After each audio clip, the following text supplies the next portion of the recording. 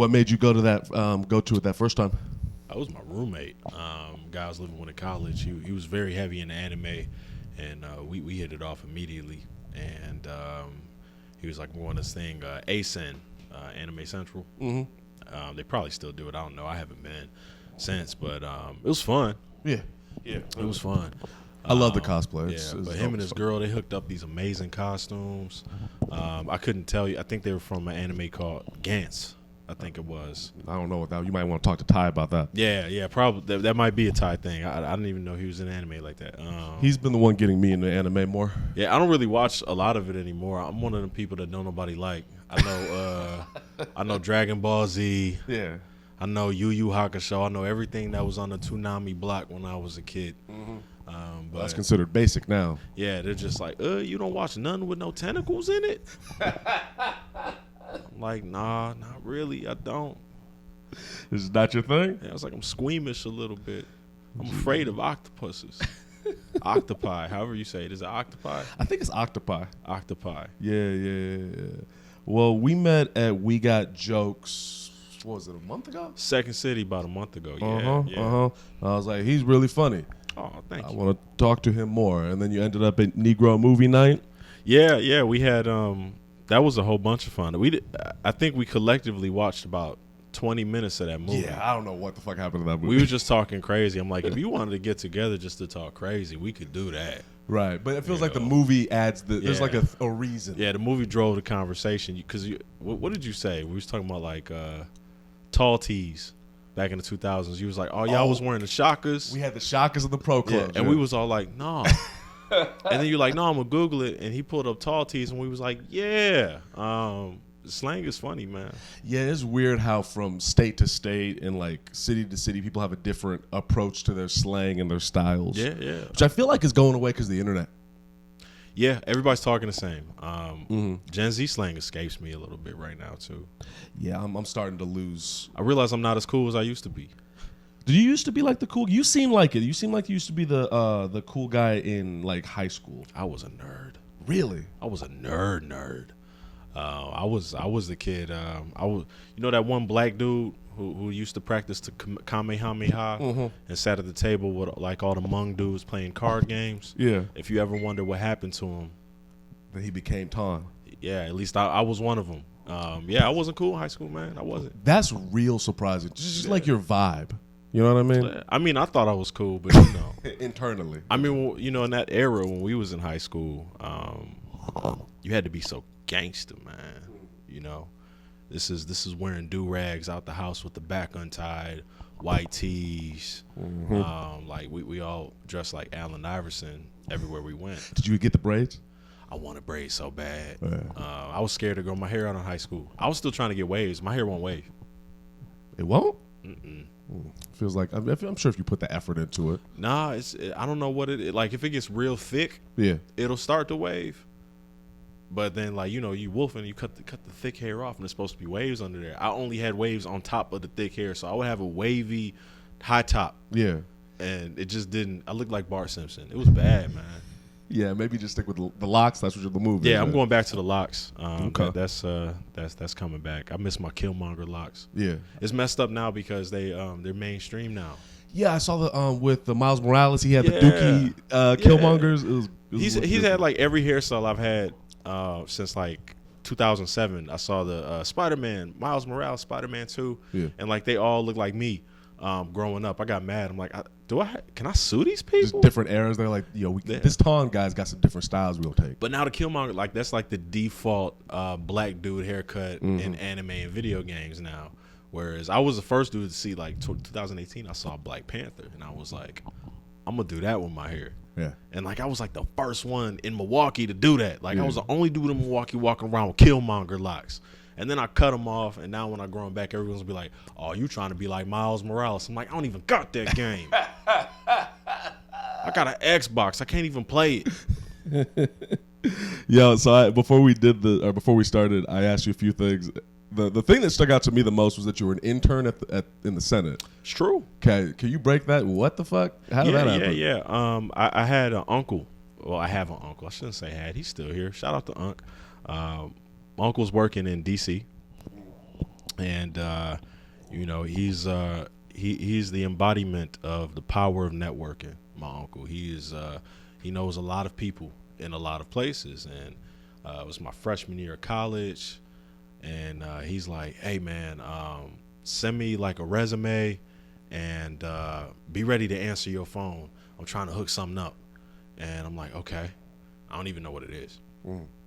I'm not even I have a poli-sci degree. I'm not even a poli-sci major at this point.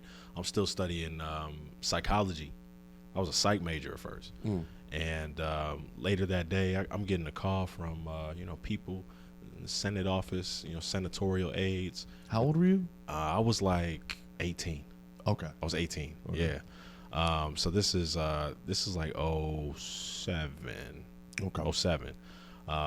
So I'm getting this phone calls and all this stuff, boom, boom, boom, and next thing I know, I'm going to DC in July to live with my uncle, and he's walking me. I don't even know how to get there. He's walking me to the Capitol building my first day. He's like, wear this suit. I still don't really fully understand what I'm about to do. Yeah, like I ain't never had no internship before, nothing like that. So now I'm in the Hart Senate office building with all these like other kids, and it was like, it was funny because it was driven by a lot of my uncle's connections. So I was talking to other kids, like I was interning with a dude who went to Harvard. Yeah, I was interning with a dude who went to Dartmouth, and they were like, "Where do you go to school?" And I was like, "The University of Wisconsin Whitewater." It's not even University of Wisconsin. I go to a state school like 45 minutes south of there. That's like known sister school. Yeah, that's known for drinking. And they're going to like these Ivy League schools. They were like, "Well, how did you get here?" And I was told not to tell that story in person. They were like, "Don't say my uncle got me, and they'll hate you." I was like, it was an essay contest, and I had wrote an essay, and it had words, and it ain't had no pictures. Yeah, crazy amount of words. Yeah, it was like plenty words, bro. Like, and like it was 12. The letters are real little. It's 12 point. So then I wrote it, and then I sent it, and like it was crazy too, because I was so unprepared for professional work. Yeah. Like one of the staff asked me to like do some research and write up this little report on it was like environmental stuff. I hand wrote it on loose leaf. I didn't even think to type it. I'm like, I've never had a real professional job at a computer screen before. Yeah. So I'm just like, and I wrote it here, and the dude was like, thank you. He laughed at you? He laughed in my face. Cool dude though. Like we got along really, really well. We both had a love of stand-up comedy. This comic named Earthquake. Oh, I know Earthquake. You know Earthquake, yeah. He just had a Netflix special like the other year. Amazing. Yeah, funny. And I've been watching Earthquake since like 2003. Yeah. So yeah, I was like, no, I like stand-up comedy. He was like, well, who's your favorite? I was like, it's this dude named Earthquake. I don't know if you know him. He's like, I love Earthquake. Yeah. And it was, then we were cool. But yeah, I handed him the loose leaf. And he was just like, okay, we got to help you get your weight up a little bit. Yeah, he found it endearing. Yeah. Okay. But I don't think it's kind of funny in hindsight because I wasn't ready, man. I could tell too that they started to realize I wasn't ready because I started getting non-essential duties. Like I was giving a lot of tours. Just walking around. Yeah, I was giving a lot of tours to visitors, and I think like my last week they were moving offices to a different part of the Capitol. I was moving plenty boxes. I was like, everybody else still doing stuff on the computer. I'm moving boxes. Just do it. They got you doing manual labor. Yeah, I was like, I'm not even the strongest person on this. The Yale dude Rose. Do you know how strong he is? His arm is bigger than my leg. How come he ain't moving no box? Why am I moving all the boxes? I was even skinnier than I am now. Yeah. I was like, this don't make no sense. But that was one of a couple internships I did. And I met some cool people. I mean, I got to meet Hillary Clinton. I got to meet Barack Obama before he was president. He was really cool. Yeah. Everyone was like, man, what did he say? And I was like, well, he looked down and he was like, hello. And I'm like, that's about it. He doesn't have a lot of time to talk. Right. It's like y'all had a chat or anything. Yeah, I was like, he's running for president. What's he gonna talk to me for? Right. That's like, pretty sick, man. Did you get a picture with him? Yeah. I got a picture. I posted on social media before. Nobody believes it.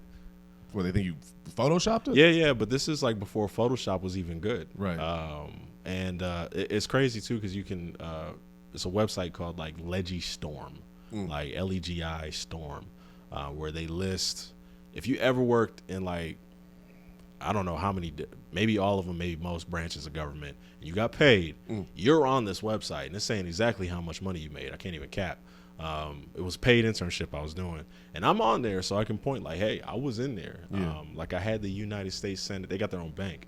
I had the United States Senate debit card. Still got it, and the account got shut down because I kept 54 cents in it for like 10 years. Like how I'm gonna make a deposit in DC? I live in Milwaukee. I don't even know why y'all did this. You know, you should have just used my U.S. bank. But you can see, like, I'm like, no, for real, I was there. But like all the pictures that I took with like all the like politicians, I was real nervous.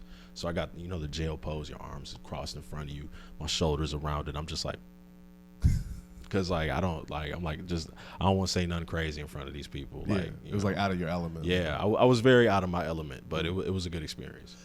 Do you? I mean, speaking of comedy, Earthquake, by the way, the epitome of underrated as a comedian, incredibly. But when did you start getting into acting, or not acting, but comedy, or when did that start to click for you? Because you said you're a psychology major. Yeah, I was, but I was only a psych major for part of my freshman year. Then I switched to business, and that didn't really work because math, I'm not great at it.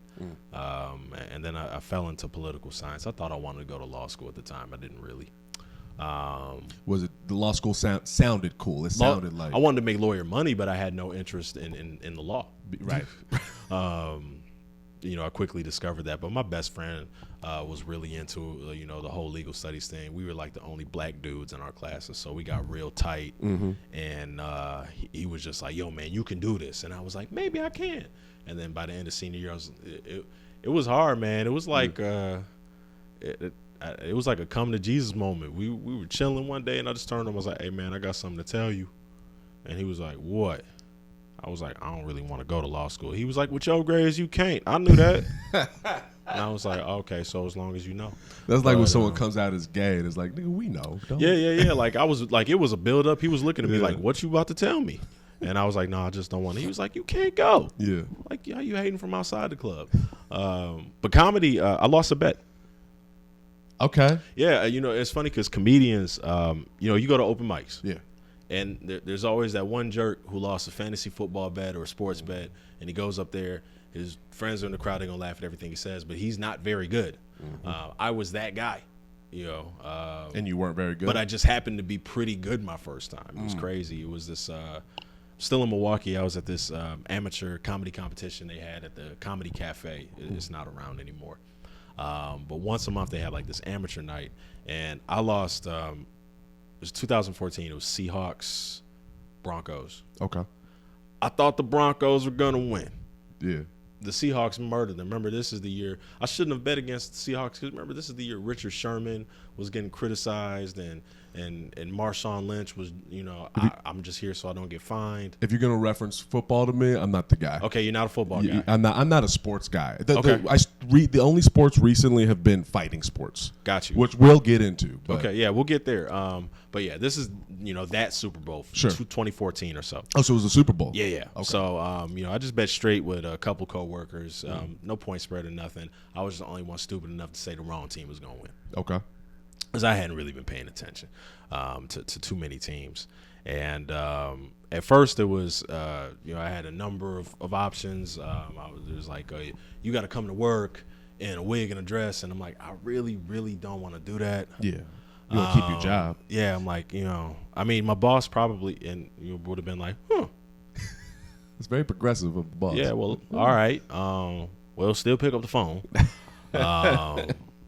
But it was actually somebody else had the idea, like, hey, no, I know what you got to do. You got to do the amateur night down at the comedy club. You going to die. It's going to be funny. They going to kill you. And I was terrified. I almost called to cancel. Like, I was so scared of doing 3 to 5 minutes of stand-up. I was seriously going, like, maybe anything else they come up with won't be that bad. You know, like, give me the dress again. Yeah, like, you know, what kind of dress? I don't look good with my back out. It's terrified. I almost called to cancel. And then I go up, and I'm just telling them, like, they're total first-timer open micer jokes. But they were funny. Yeah. You know, at least to the people then. Now I wouldn't dare say any of this stuff on stage ever again. But it's competition. I win. You won. I won. My first time on stage, I win a comedy competition. Okay. Now that's like the worst thing that could have happened, because now I think I'm better than I am. And I went to a real open mic that wasn't a bringer. You know, the next weeks, one of the comics reached out to me. He's like, "Hey man, that was pretty good. It's other mics in the city. You should come hit this one up." Before you keep going, how old were you during the competition? About 25. 25. Did you write material or did you just wing it? And this is terrible. Nobody should be like me at all. I have never written down any of my material at all. Ever? Nope. I don't wing it. Right. I know. You're Biggie Smalls-ing it. Yeah. Like Biggie, Jay. I shouldn't compare myself to any of those people. Lil Wayne. Yeah, he's him technically too. winging it every time. Yeah, I would say him and Jay-Z are actually just freestyling. Yeah, that's insane. But I never wrote any of my stuff down. Yeah. Like this was just all like I was thinking of stuff, talking to myself all the time. Anyone who's lived with me in the last 10 years, I'm like, he talks to himself a lot. Yeah. I'm practicing material. Like I'll be having whole emotes and conversations with myself. My girl can't stand me to this day. She's just like, "You talking to me?" I'm like, So then, I was like, "Dude, house stank." And she was just like, "Go in the other room to do that." Well, why would you not suggest? I agree, but why would you not suggest it to other comics? I don't want anyone to be like that because actually, you know, I'm trying to learn how to write stuff down more. Yeah. Because actually writing stuff down is going to help you, I think, flesh out your ideas better. Now, don't get me wrong. You know, the process so far has carried me to a pretty strong hour and 20 minutes. Okay. You know, pretty strong hour and 20. I have headline clubs. I've even headlined clubs in places that I didn't live. Really? Yeah, you know, I think that's like the line, right? Like, have you headlined a club in a state you don't live in? That's a big deal. You know, I've done that. But yeah, I want to actually, you know, write more. I do a lot of storytelling on stage. I would actually like to be able to do some material maybe outside of myself, or speak to current events. I do that sometimes, like on TV and stuff like that. But I think I mean, to speak to my opinion of you, I can see how you are not physically writing, because even in hanging out with you, like we were hanging out that night with Christian and the gang, you know, you're very quick. You're good. Yeah. I'm sure you're probably self-aware about this. Like, you're very quick. You got to keep talking all the time. You're a talker. But that's cool with me, because I love to sit and just listen to motherfuckers tell jokes. It's great for me. But you know, you're quick. You're quick-witted. You have a looseness about yourself. So I can see how that strategy would work for you. Yeah. It's worked so far, but you know, improvements can be made. Of course, you want to make another jump, right? You know, you want to get to another level. But so you get cocky, and the next week you're like, let me go kill these niggas again. Died. Really? Died. I went to this mic, and I was in the hood too. I was in the hood on the north side of Milwaukee. That's really most of where like the beginning of me doing comedy like was. I was on the north side. Yeah. So I'm on the north side of Milwaukee. That's where really the beginning of most of my like comedy experience was. So I was in rooms that were, you know, pretty much in the hood consistently, and you know, I'm just getting up there with this half-baked, kind of dry, nervous 3 to 5 minutes. You know, I haven't really learned how to tell jokes with my body yet, emote, make any faces. I'm not even moving the mic stand. I'm just up there like, yeah, you know how y'all be like when you be broke, like when you go to McDonald's and you broke, right? It be messed up when you broke because you got to do like math when you look at the menu. You ever go to McDonald's and do math? You be mad doing math at McDonald's, don't you? It's not good, right? Yeah. You know, I get a couple of loose chuckles, but one of my best friends, he has the tape of me at this mic. Yeah, and he makes fun of me with it to this day. Sometimes it's a genuine, look how far you come. Other times it's a, you still suck. Remember this? Yeah. He's just saving it. Yeah, he just has it. That's it. Wow. And you watch it, and like I'm up there telling jokes, and it's super quiet. You probably could have heard a mosquito going to the bathroom on the moon. Mm-hmm. Closest thing I got to like the most noise I got from anyone in that crowd, it was this old brother in front, one of them paper boy hats on. was an old brother in front. He was just like, dude, crazy. And that's all I got.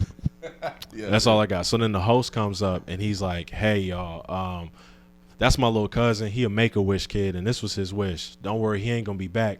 But, just show him some love. Show him some love because, he going through some real stuff. And I'm in the corner like, I'm not finna die. Yeah. And and I have the nerve to yell. I'm like, I'm not about to die. What you talking about? He was like, you just died. And I was like, I'm dead. I'm dead. And you bomb as a comic. I bombed literally last night. Yeah. So You know that feeling. After the show, you kicking it. All the other comics, you waiting for somebody to come up and tell you that was funny. Now you just goofy holding a drink in the corner, like. So what's everybody else gonna do after this? That was real funny what you said. That was funny. Or where you're standing next to somebody who did do good and you didn't. Audiences have no mercy. They'll flat out tell your boy right next to you, like, man, you were really good. You were really good for real. Like, you got it. You got something. And then they'll look at you. They won't say nothing to you. They'll just be like, all right. Yeah. Keep trying. Maybe you'll keep trying. Maybe they'll be bold enough to be like, what you do in your day job? Yeah. Okay, you stick with that. You stick with that. So why? So you do it the second time. It doesn't go well. Mm-hmm. What gave you the confidence or the insanity to keep going? Yeah. Mostly still riding the high from the first time. Comedy is probably the first thing that I've ever done that I had a natural talent for. I had no, growing up, I had no natural talent for any sports. Mm-hmm. I was smart, but I wasn't a great student. There's so many things I tried that I was just, no good at. And I probably would have got better at a lot of those things with practice. Mm-hmm. But this was the first time I did something. It took me 25 years of my life to find something that I had a natural inclination for. Did you feel that those 25 years? Like for 25 years, were you searching? Or? Oh, yeah. I remember when I graduated college, I was terrified. I was like, you're in college. I was in a small town. You kind of built up this this little kingdom for yourself in this small town. This lifestyle, but it's not real, right? You eventually you need to leave. You need to graduate. You need to go get a real job, get your own place, move on with your life, right? So I'm riding high. I was in college for 5 years, and now I'm like, okay, I'm done. And I don't know what I'm about to do. I have a degree, and I have a degree that in a field that I pursued, thinking I wanted to be a lawyer, and I don't anymore. So I have a degree I don't know what I'm about to do with. I still don't really know what I'm good at. What am I gonna do? Like, I actually ended up in therapy. Because of this. Yeah, I was so nervous about graduating and not knowing what my way was in life. Yeah. Or not knowing, what skill sets I had, that I ended up in therapy. Like, I put a lot of pressure on myself. Mm-hmm. Now, we all know with time, like, you ain't supposed to have it figured out when you're 22. But it feels like. But you feel like you should, right?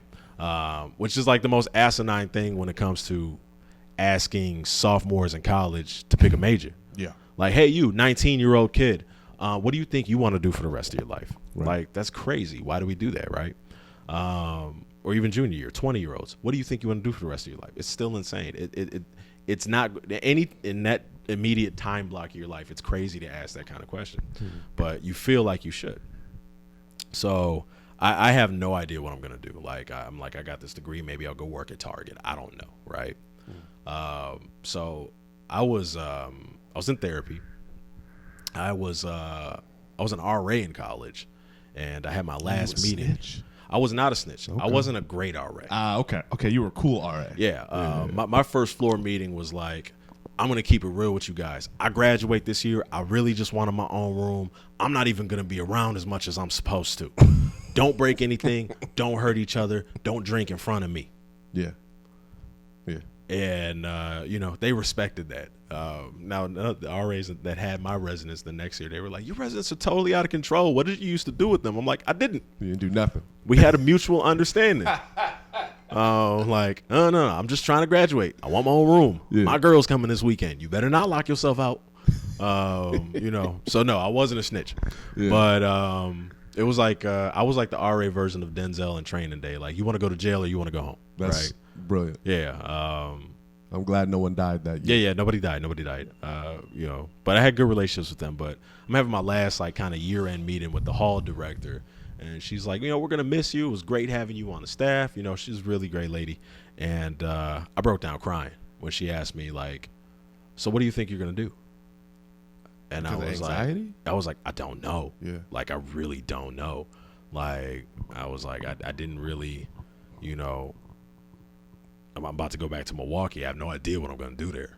I didn't really, all my friends are from college, and they're still here. I graduated before most of my friends, so I'm like, I don't know what I'm about to do, right? So this was all like the whole question of what am I good at was like a prolonged mental health journey for me. I'm still on it. I won't lie. You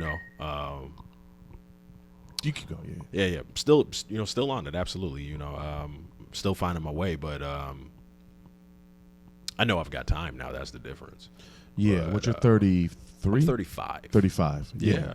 Yeah. I look good for my age, man. Yeah. People be like, "You're what?" I'm like, "Yeah, man, that's right. I dye my gray hair." You feel like you don't feel like you're too old anymore. No, at least generally not. Generally not. There's a couple things maybe I would have tried if I was a little younger. Yeah. Boxing. Like, we need to talk about that. Yeah. We talked about boxing when we met. I wish I would have took it up younger, for sure. So, when a sneeze is about to come and it doesn't and it just lingers. Yeah. Okay, we're past it now. But okay, so you're 25, you're doing comedy, and then at what point do you decide? So it goes really well, then it goes the opposite of really well. Then at what point? How long until you were like, oh, I'm gonna make a career out of this? I still haven't reached that point. Really? And I've been doing it for almost 10 years.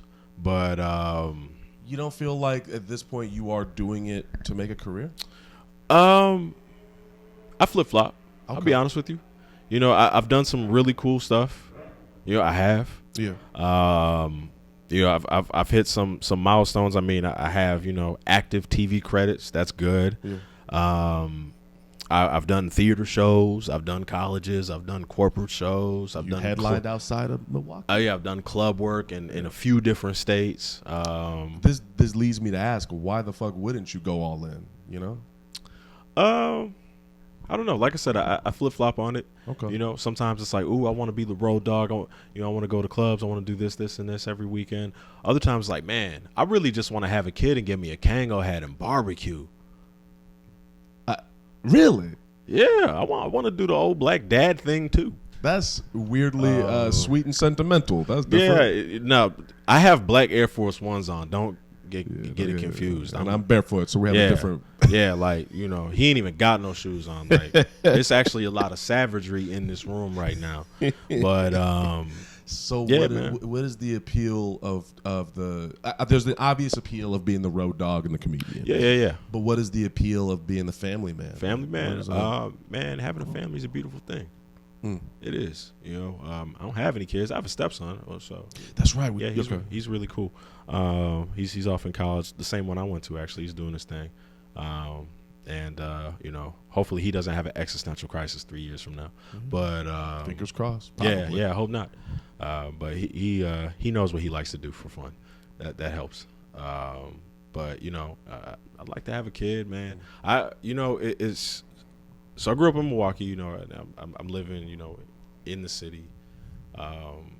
You have kind of that vision, right, that they sold us, our generation as kids. Like, I want this house in the suburbs with the picket fence and a dog, couple kids, and a full size sedan maybe, right? Go fishing. Yeah, like that's cool to me, man. Like that's real cool. I think I admire people who are at peace. Like you might look at a dude. It's like, oh, he's a factory worker. He makes like maybe $18 an hour. That's not that much money. Him and his girl, they live in the hood, or they don't live in a big house or whatever. They got like 2 kids, but if they're paying all their bills and they're happy, I admire that. I've really come to appreciate and look at people who are at peace. That's something that's great. Now, being at peace for me, I do feel that on stage too. Stage is my happy place too.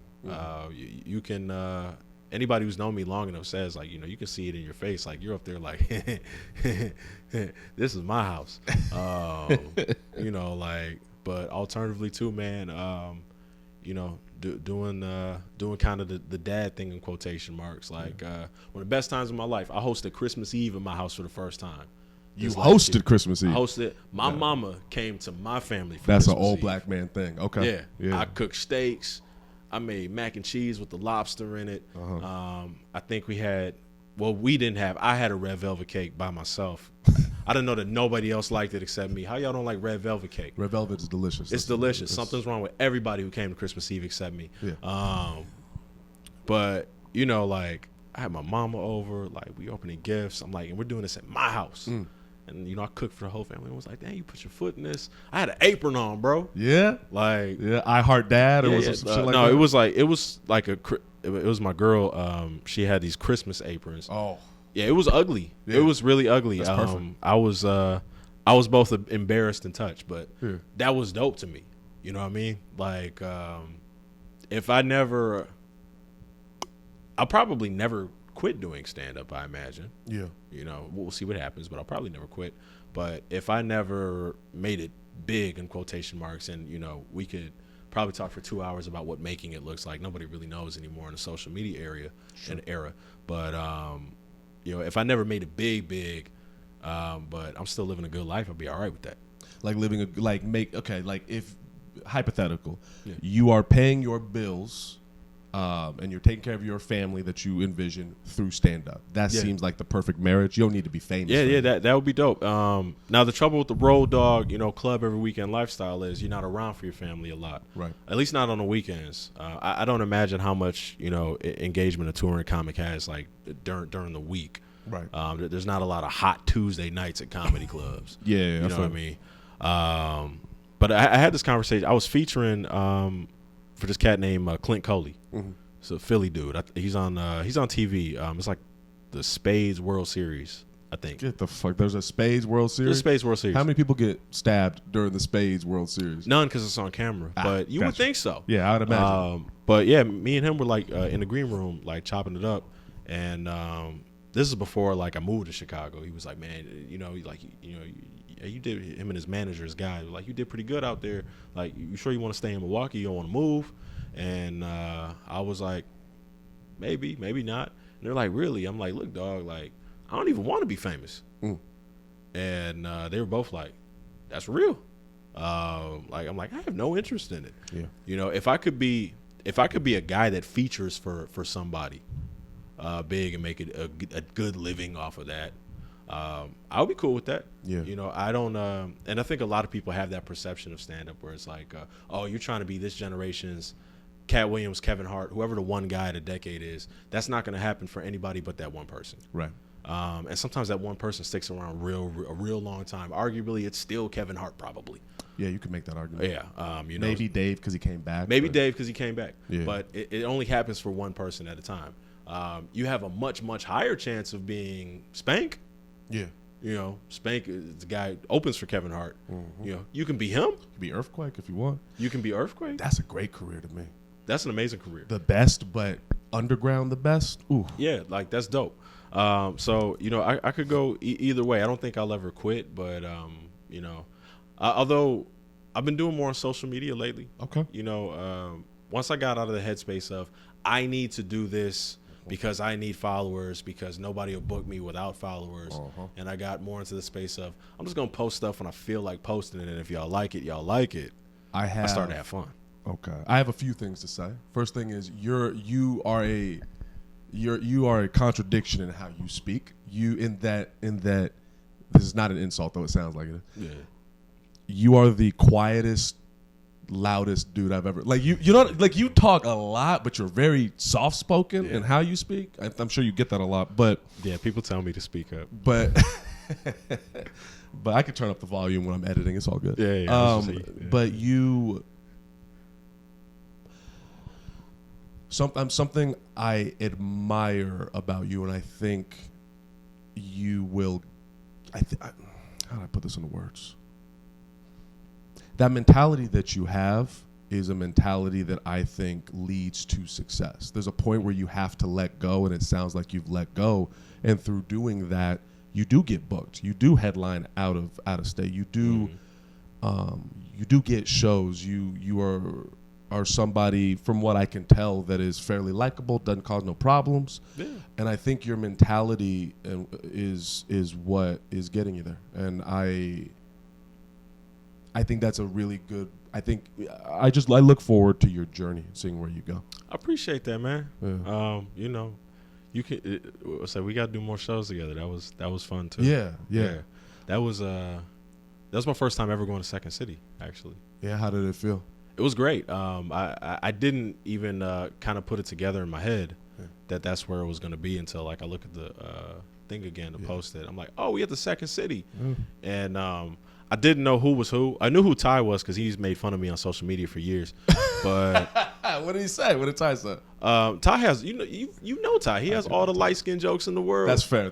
I'm not a person. I am a light skinned. Yeah. I'm like, dude, like you ain't even met me in real life yet. It was actually fun meeting. So something about moving to Chicago. So like Ty, Christian, Royce, several other people who have never met me in real life finally got to meet me. Seeing people's first reaction to meeting you out like social media is really fun. How do they react? Like I walked up on Ty, I was like, Ty Riggs. He was like, you taller than I thought you was. And I was like, yeah, stop talking to me like that. I met Christian. Christian was up at an open mic. It was like right after I headlined a show, and then they had a mic after the show I headlined out here, somewhere on the north side. I don't remember where. Yeah. And Christian went up first, and he was running through some new stuff. And he was like, dang, I got to do new stuff. I just met this fool. I was like, I'm about to leave, actually. Yeah. You came in low profile, but left high profile. Like I was like, I got a long drive home. Hold on, I got to do the thing. Yeah, so you moved out here. Yeah. I just moved to Chicago in March. Yeah. Okay. So I've been here 8 months almost. Okay. Almost 8 months. I moved March 13th. And how do you dude, what is your fucking name? Is it Ton? Is that your on your My name is Anton. Anton. Yeah. So, okay. My friends call me, although weirdly enough, there's a lot of people that call me Tone. Because that's what somebody said the first time they brought me up on stage. Yeah. And I liked it. And I went as Tone Johnson on stage forever. So when people call me that, I don't correct them because it gives me a good feeling. But my name is Anton. I'm named after my daddy. Do you know the other Tone that left recently? Never heard of him. Okay. This is why I've been struggling about what to call you, because I want to say Tone, but it's just gonna make me think about the dude who just recently moved to New York. Yeah. And y'all have a similar vibe, I guess. Yeah, I think I do. Light skinned cat. Mm-hmm. Light skinned. He got a high top fade. I believe so. Real chill. Yeah. Real chill. He did. His name's like what? Antonio. I believe. Yeah. Yeah. He did a weekend in Milwaukee. I went to see him in Felonious Monk. Yeah. And Skylar. Mm-hmm. Yeah. Definitely Tone. Yeah. Funny dude. Very funny dude. Yeah. So I've been trying, because I don't want to say Ton. I don't know why it's not long enough. Yeah. I might call you Anton. Either way. Yeah, no, I've never met that guy. Yeah. But somebody called me like the evil version of him. And I was like, I've never met him. Why am I the evil one? I don't know. It's the Air Forces. Though. It's probably the Air Forces. Yeah. I'm nowhere near as evil in person as I am on social media. I can see that. On social media, I'm like a little gremlin, but that's just that's social media. So you, but that's my name. Yeah. So you moved to Chicago. How are you liking living in Chicago? I like it now. Hated it at first. Why? Hated it. So I grew up in Milwaukee. Right before we moved, I moved to a suburb of Milwaukee. Okay. And I got really, really used to like that suburban, I can do everything I need to do on 3 blocks lifestyle. Mm-hmm. Like I settled into that. Like I said, like that's a little while ago. I was like, man, if I had like a house with a fence and a dog and I'm just walking my dog in the neighborhood, I'm cool with that, right? Yeah. So I went from man, I made it out the hood to I'm about to live where? Because it's mainly my fiance. Yeah. Mainly she was the impetus. She's always wanted to live in Chicago. I have family down here. I've been coming and going from Chicago my entire life. Mm-hmm. And I was always kind of like, nice place to visit. I don't know if I could live here. Mm-hmm. Now I live here. So it was a really hard adjustment for me, you know, like I would have expected the reverse, man, because you're in comedy. I would have expected you to be dragging the fiance. No. I didn't want to come. I'll keep it real. Yeah. You know, and just the adjustment to city stuff, like the noise thing. Yeah, like, constantly. I'm used to it now, but like my first month here, I'm like, why are people always honking? I can't get no sleep, right? Why is it always an ambulance? Why is it always a fire truck? One is going past, messing up the sound right now. It's literally every episode. Yeah, like every episode. Like, you know, why are people so aggressive? Do you know what a decasecond is? Oh no, what's a that? decasecond? It's like a small percentage of 1 second, right? Like it's a little blip. It's part of a second. Yeah. And what that is exactly how much time you got to go in the intersection in Chicago when the light turned green before you get cussed out. Yeah. The decasecond. The decasecond. Yeah. So I'm just like, dude, like, what's wrong with y'all? Why y'all so impatient? It's tense. Yeah. I've been cussed out 4 times. I'm like, I ain't never been cussed out by somebody I don't know their first name. Yeah. Like, this is new for me, right? But yeah, I would say, you know, some months in, actually starting to, I had to get out the house. Right. Maybe start to actually, like, you know, connect with people, actually go to mics. I started getting booked on, you know, more shows out here. Because that was tough when I first got out here. Like I said before, you know, comedy was the first thing I was like, wow, like, this is what I'm good at, right? So you tie so much of your identity to one thing for so long, and then you move and you're not doing it. You know, it's like, nobody knows me. I'm not getting booked on nothing. The people that did know me already, they're like, I'm going to book you because I know you're funny, but it's a wide rotation, right? So, like, I'm actively not performing for a couple of months. And then it was like, okay, so when I'm not a comedian, who are you? What did I used to do for fun? Yeah. Which got me back into gaming. Okay. You know, I was like, man, like, I forgot I was cold as Xenoverse, Dragon Ball Z game.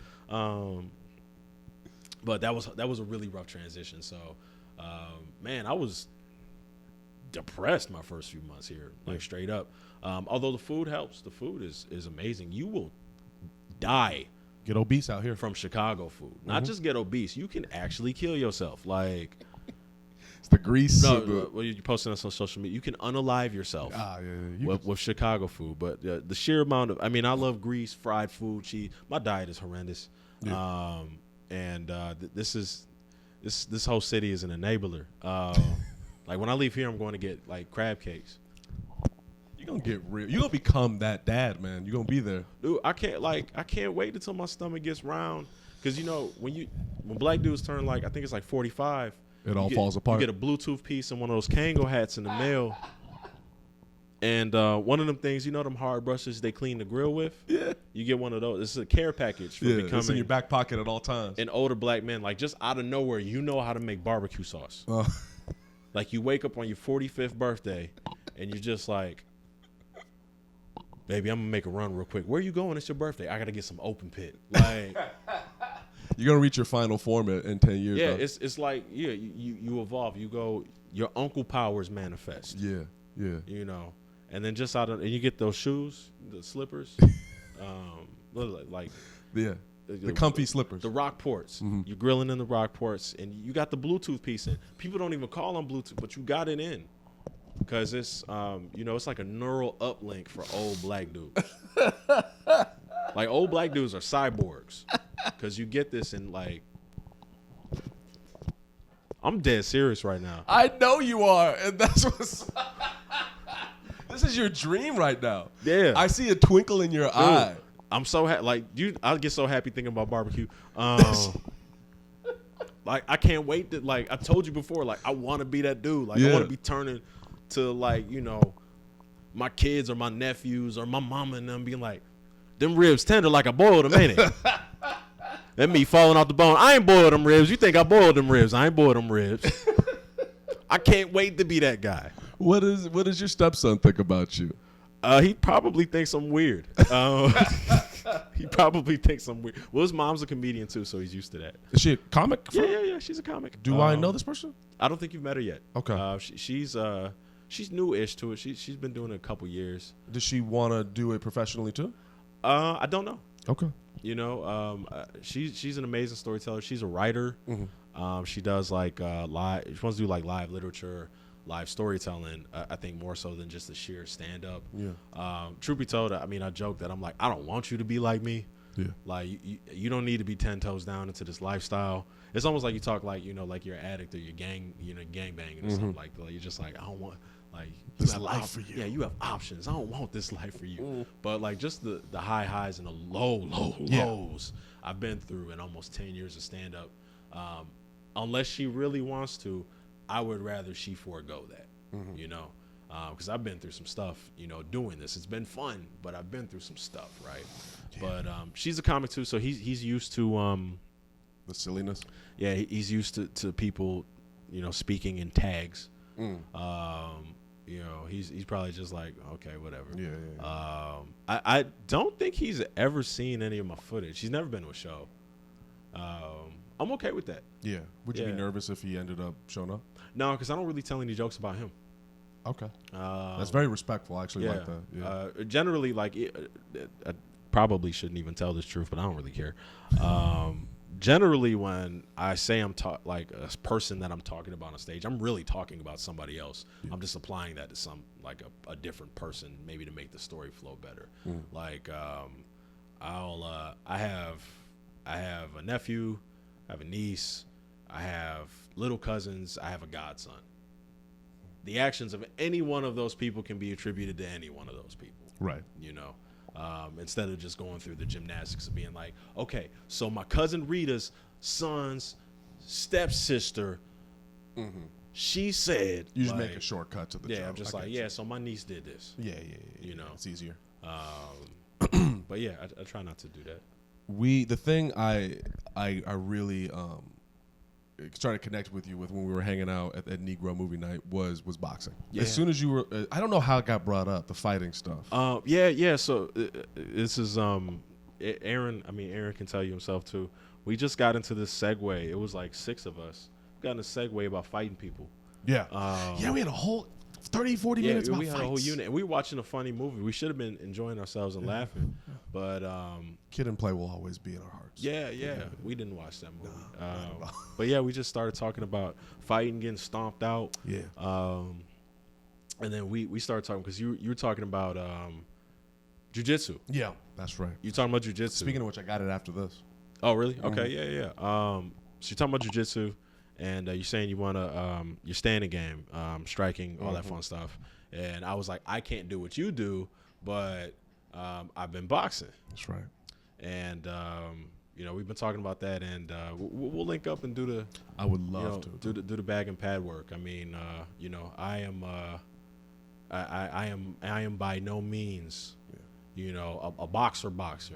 But you know, we have some fun. Same with jiu-jitsu. Yeah. Like when I tell people, I don't know if do you get this reaction when you're like, yeah, I do a little bit of boxing. It's like, oh, don't mess with this guy. Oh, look out! Like that's the reaction I get. And it's like, yo, you need. I'm not that guy. Trust me. Nah, I don't really get that. Mainly because I'm so skinny. Look, people be like, I was still actually no. Here's the thing. Never mind being skinny. This is like the number one threat of violence I hate, and you'll get this too because you're a tall person. Yeah. Every tall dude, you come at me, I'm just shooting you. Yeah.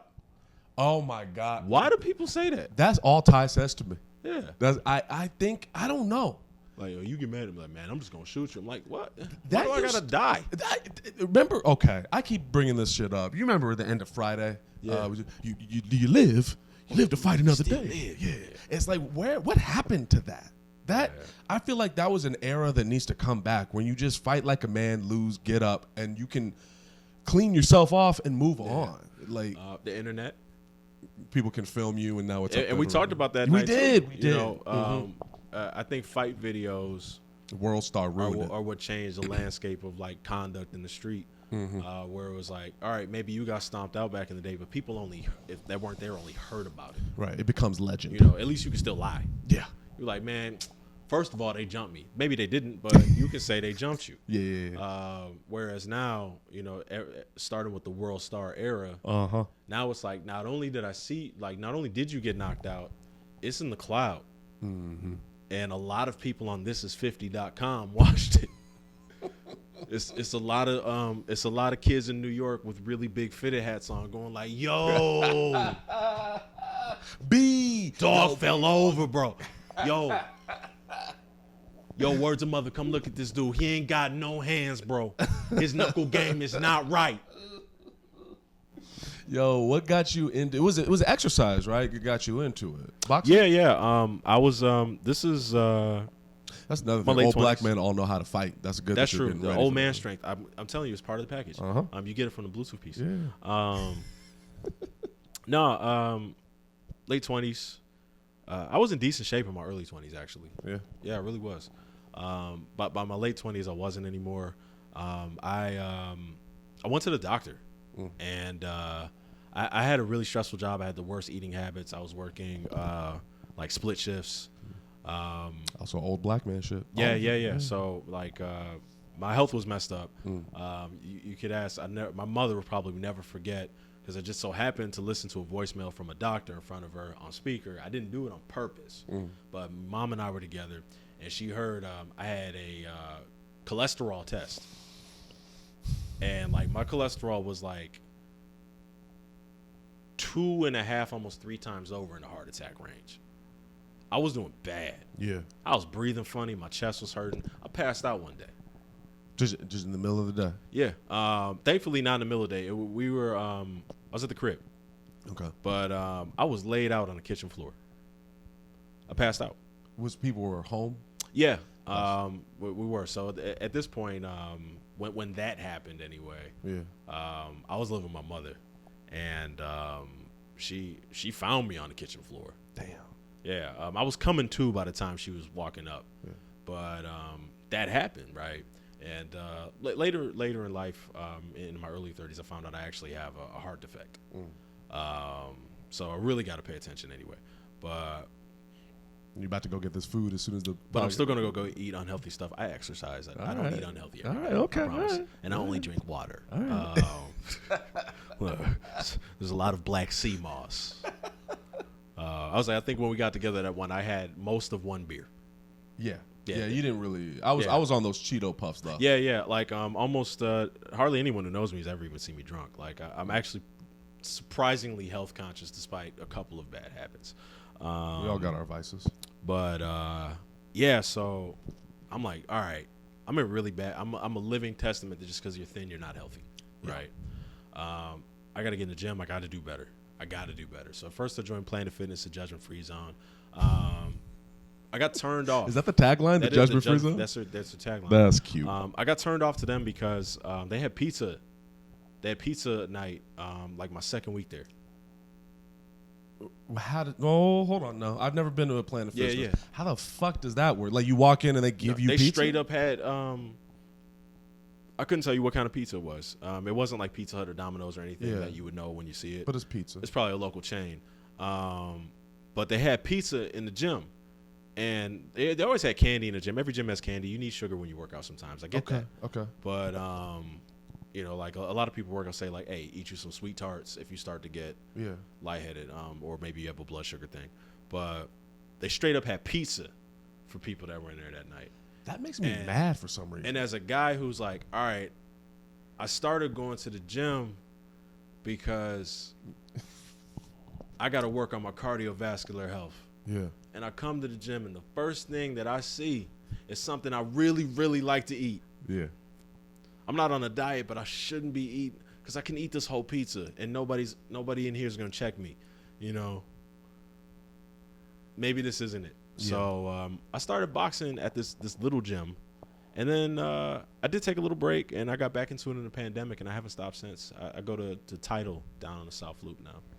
I have not been, but we talked about that. Yeah. Been, but I think that's good. Like, and regular working out, like Arnold Schwarzenegger style, where you pump iron, gets boring. Yeah, I mean, I need to do more of it. I'll admit it.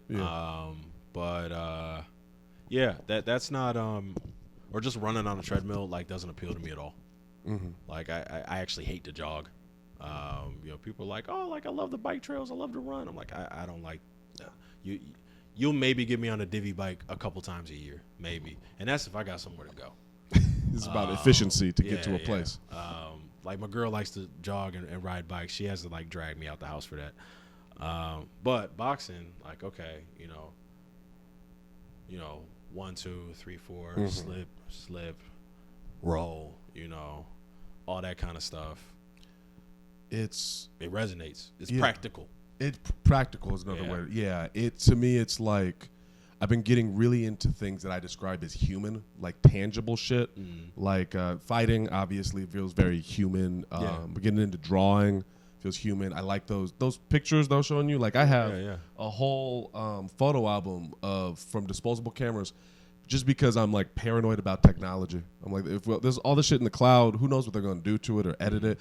I don't know. Do you have like Netflix prescriptions, all that shit? Yeah, I got Netflix. I got Max. A couple others. I've watched movies where they've edited the movie.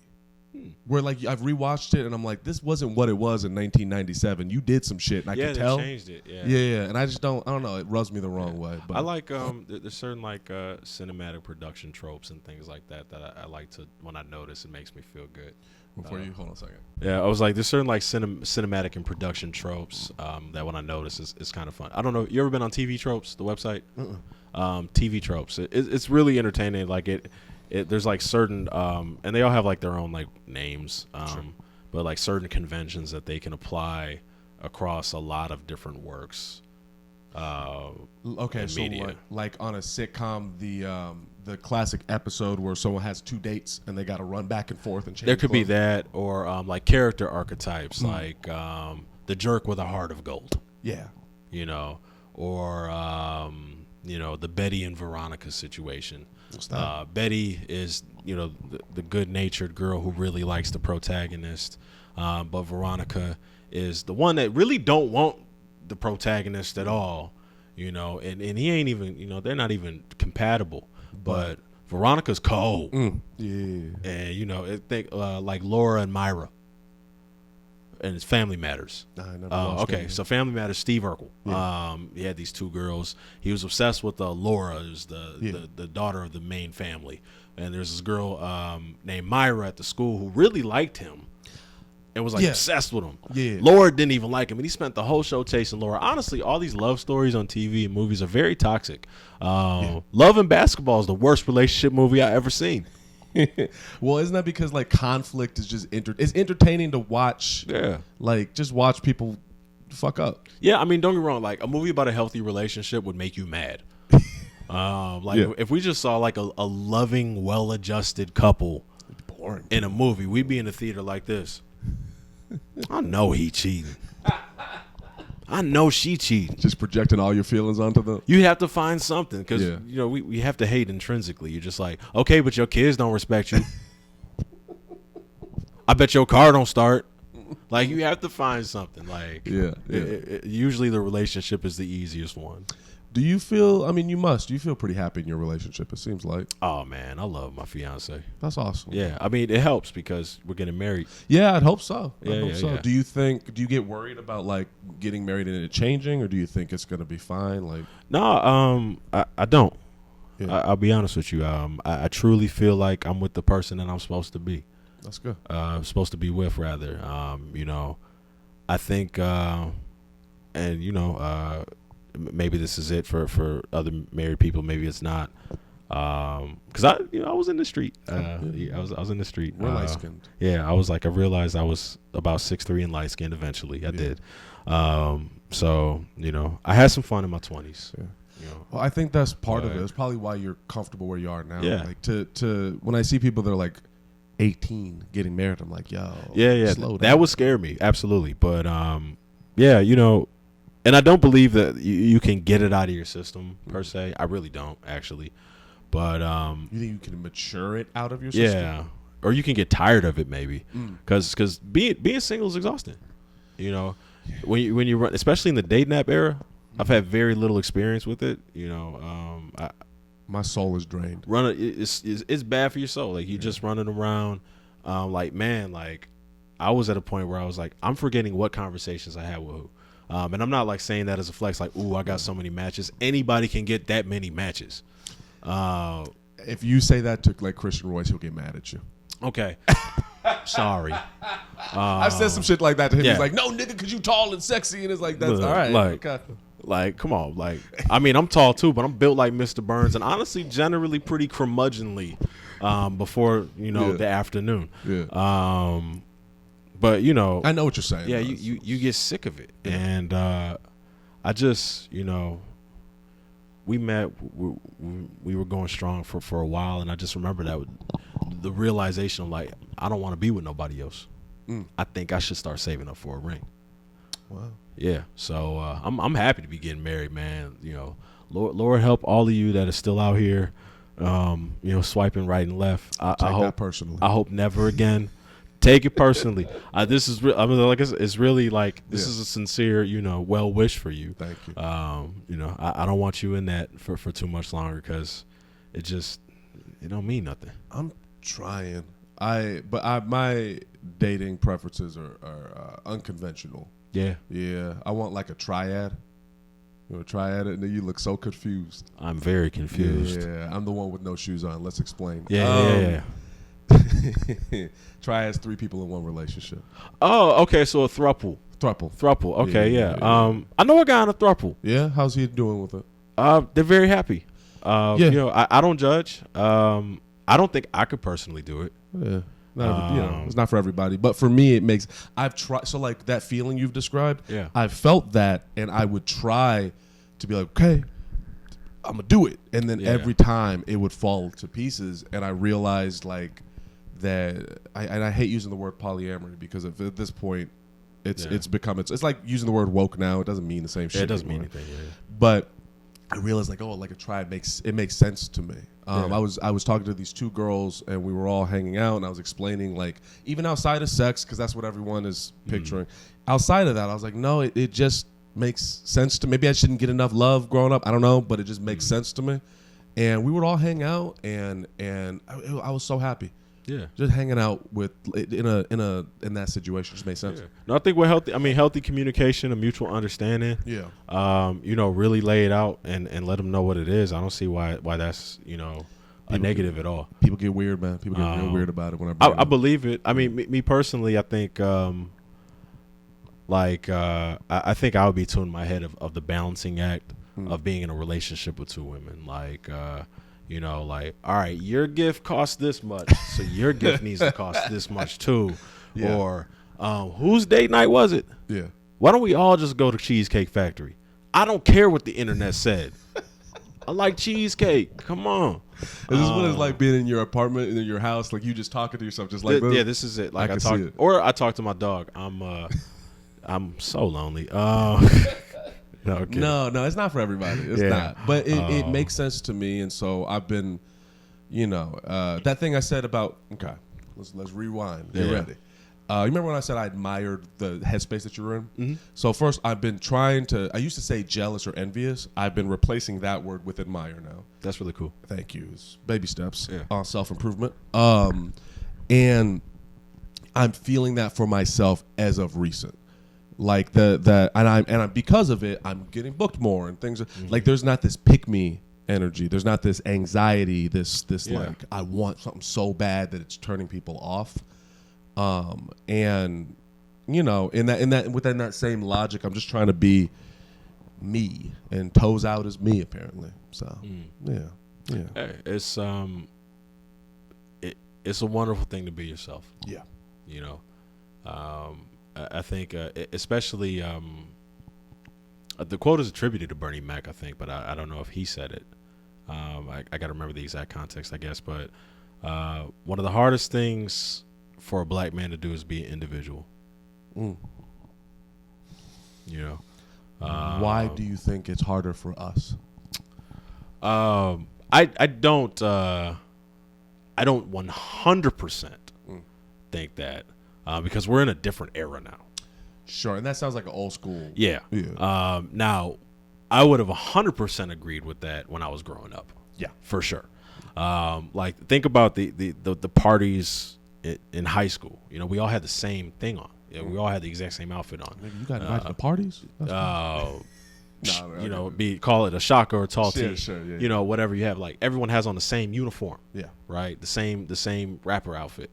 But like these kids now, like I said on Facebook recently, it was kind of like a tongue in cheek, like kind of just a tag. But I was like, I'm so happy black boys are allowed to have interests now. I was only allowed to like 2K and Tupac. Yeah. You know, I only got to like twos. Is that necessarily true? No, but that was just kind of the dichotomy of like it's socially acceptable for you to be into these things. You can like basketball, you can like gangster stuff, right? Man, anime used to be shat on. If you liked, except Dragon Ball Z, because that one was about punching people. Yeah.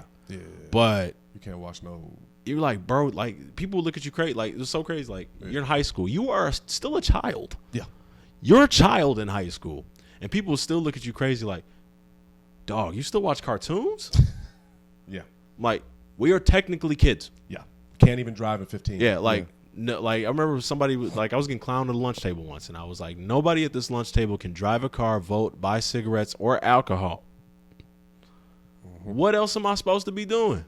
Yeah, you know. Yeah, and if you were doing all that dumb shit, it's probably led to not good. It probably led to poor outcomes, but yeah, like a little Uzi Vert cannot exist in 2003. Yeah, no, there's no Lil Uzi Vert in 2003. There's no. A lot of alternative rappers right now. Good deal of them. I don't even think J. Cole works in 03. Nah, too conscious. Yeah, too conscious. I don't actually like conscious hip hop very much, but okay. I don't. I like my hip hop ignorant. I'll admit it. But yo, have you heard that Mexican OT? No, Nick. Okay, as soon as this is done and we wrap everything up, I'm gonna play this shit. This Mexican dude, he is. You remember the Grills era? Yeah, he is bringing that shit back with his Mexican like twang to it. It's sick. That's amazing. Yeah. But yeah, I mean that's. But yeah, like I was saying, it's hard to be an individual. So like when somebody is himself, be it your relationship preference, be it.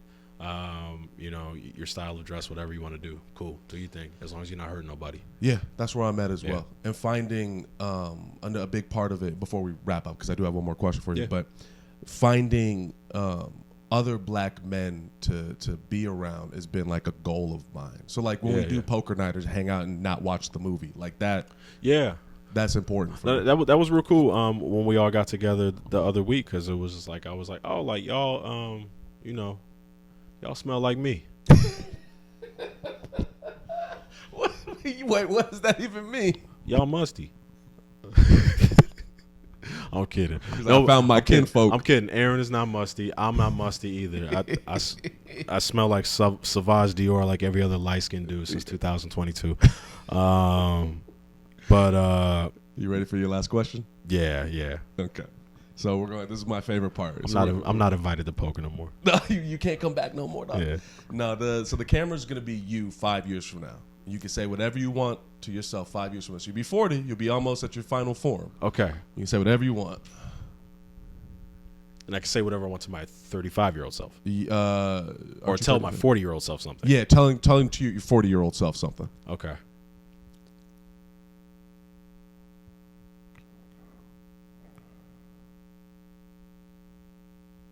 You can do it now. Yeah. Okay, yeah. 40-year-old me. Hey, man, you was tripping, dog.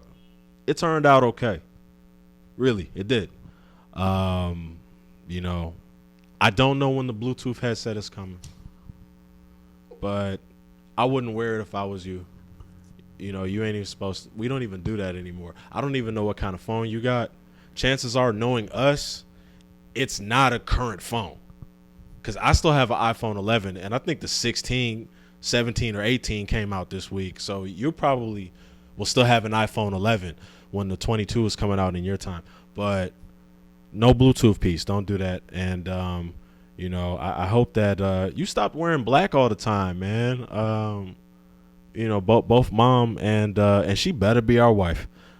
Sir, but, both of them said we could probably wear some colors. Yellow is our favorite color anyway, you know that. But yeah, other than that, I think it turned out all right. I know it's going to turn out all right. So, relax. Stop kicking yourself. Don't be mad at me and the versions of me from before me. We was trying our best. All right. Let's take this picture.